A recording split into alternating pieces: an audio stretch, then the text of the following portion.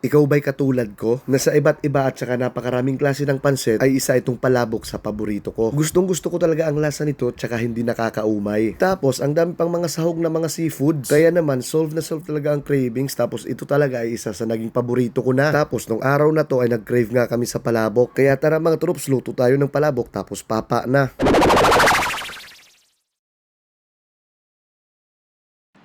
Yo, what's up mga troops? So ayun nga, sa lahat nga ng klase ng pansit ay isa itong palabok sa paborito ko. Tapos sakto na may natira ako ditong tahong. At tara, luto tayo ng palabok. Ayun nga, naghiwa lang ako dito ng bawang sibuyas. Tapos itong hipon ay hinati ko lang sa tatlo. Pero depende rin sa inyo. Pwede nyo namang hindi nahiwain ang hipon kung gusto nyo na makita na buo ang hipon. Pero sa akin, dahil kunti na lang yung hipon dito, kaya hiniwa ko na lang sa tatlo. Tapos bago nga ako maggisa, ay eto, naglaga muna ako ng dalawang itlog. Dalawa lang, pang toppings lang naman to sa palabok natin mamaya. Tapos ayun na nga, ginisa ko na nga itong ating giniling na baboy sa bawang tsaka sibuyas. Tapos saka ko naman inilagay itong ating hipon. Ayan, sayang at kunti na lang talaga itong natira na hipon. Pero okay lang, lalasa din yan. Tapos ayun na nga, may mga natira pa nga rin ditong tahong, kaya ayun, sinama ko na rin. Tapos maglalagay lang ako konti nitong sabaw ng tahong. Sariling sabaw at katas yan ng tahong na nilaga natin. Tapos ayan, timplahan lang natin ng konting asin. Tapos goods na yan mga troop. Kaya ayan, set aside lang natin. Tapos gagawa na tayo ng kanyang sauce. Sa parehong kawali nga ay mag-iinit lang ako ng mantika. Tapos igigisa ko na itong ating mga balat ng hipon tsaka ulo. Pwede nyo namang hindi nagisahin, sabay nyo na lang sa pagpakulo sa paggawa ng sauce. Pero ako gusto ko lang gisahin kasi iuulam ko pa tong mga ulo ng hipon. Tapos dito nga, isasabay ko na sa gisa itong tinapa flake. Pero kailangan maging maingat sa paggisa nito. Kailangan mabilisang gisa lang, tapos lalagyan na natin ng tubig para hindi masunog yung tinapa flake. Pwede nga hindi nyo nagisahin, sabay nyo na sa pagpakulo ng tubig para sa gagawin yung sauce. Pero ako, para mag-add ng konting smoky flavor ay ginisa ko. Tapos naglagay na rin pala ako ng shrimp powder. Tapos habang hindi pa mainit ang tubig ay magtutunaw na ako dito ng anato powder. Habang hindi pa mainit, kasi pag mainit na, mahirap na matunaw ang anato powder, magkakaroon na ng mga lump. Itinabi ko nga yung sabaw ng tahong. Sariling katas ng tahong yan na lumabas nung nilaga natin, hindi ako naglagay ng tubig. Naglagay lang ako dito ng 2 sandok ng sabaw ng tahong. Syempre, para lasang-lasa talaga yung seafood. Tapos kinuha ko na yung ulo tsaka balat ng hipon kasi iuulam ko pa yon. At kung saktong-sakto na yung timpla ng lasa ng palabok sauce, ay eto, maglalagay lang ako dito ng slurry o cornstarch na tinunaw, pampalapot. Tapos ayan, may nakababad na nga pala ako dito na bihon, i-drain na lang natin, tapos diretso plating na tayo. Pero syempre, hiwa muna tayo ng spring onion pang dagdag kulay sa toppings natin para maganda tingnan. Tapos ayun na nga,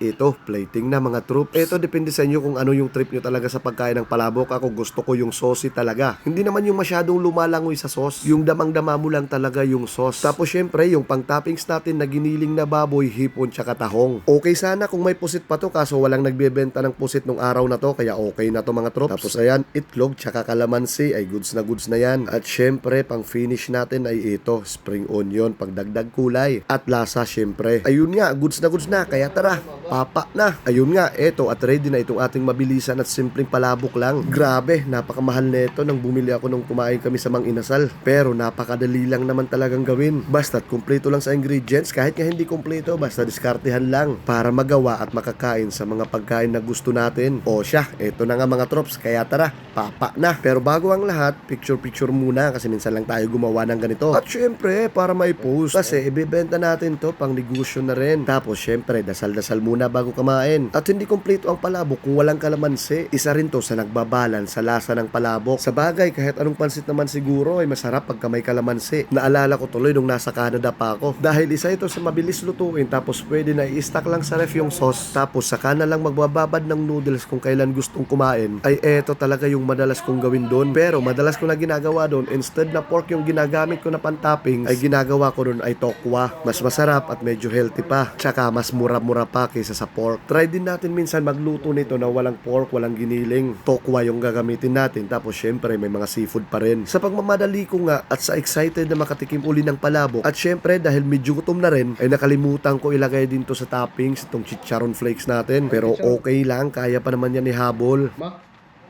Chicharon.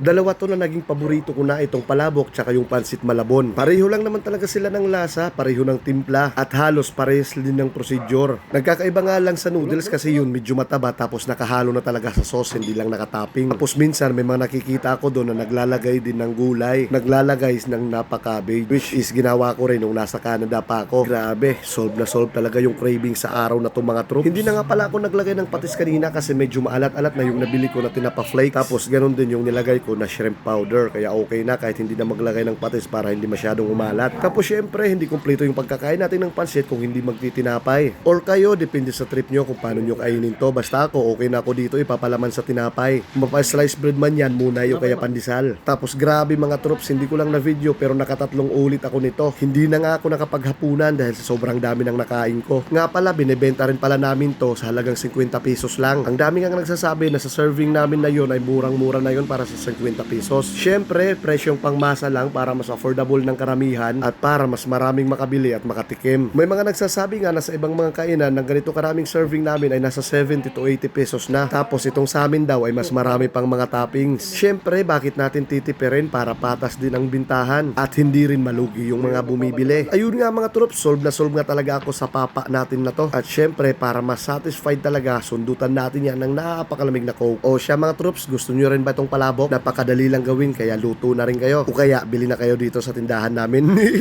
O siya mga troops, hanggang dito lang muna. Salamat sa panonood. See you sa next video. Thank you. Have a good one.